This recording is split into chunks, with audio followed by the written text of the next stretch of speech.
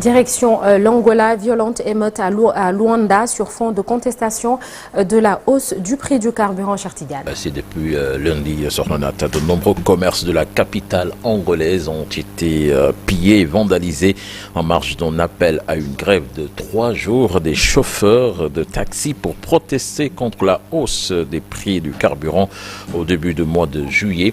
Des heurts entre les forces de l'ordre et les manifestants ont déjà fait au moins 5 morts, rapporte la police.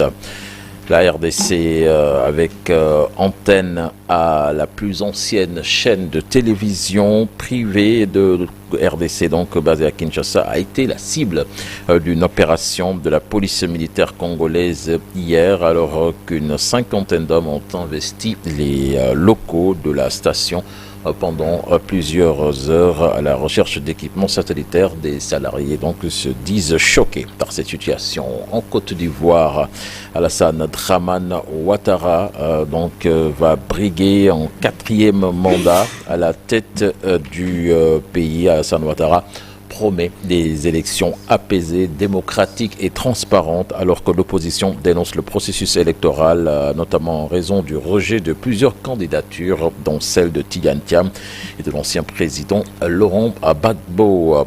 Alerte au tsunami dans le Pacifique après un puissant séisme au large des côtes russes. Un tremblement de terre de magnitude 8,7 s'est produit donc dans la nuit de mardi à mercredi dans l'océan Pacifique au large de la péninsule russe de Kamtchatka, où les autorités locales affirment qu'il a fait plusieurs blessés et provoqué un tsunami. Au Japon, la centrale nucléaire de Fukushima, qui avait été dévastée par un séisme et un tsunami historique en 2011, a été évacuée également. Et puis pour terminer, Sornonata, le Royaume-Uni, il se dit prêt à reconnaître l'État palestinien. Le Premier ministre britannique Keir Starmer l'a annoncé.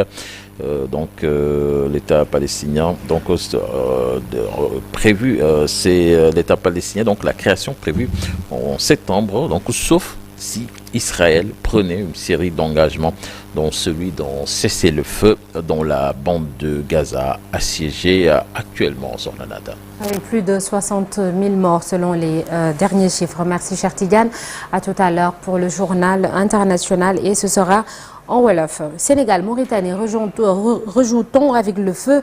C'est le sujet de la chronique de ce mercredi et nous serons avec Maître Fatou Babou, avocate spécialisée en droit de l'immigration et de la nationalité. Et notre invité aujourd'hui, Maître Augustin Senghor, président de la Fédération sénégalaise de football et candidat à sa propre succession.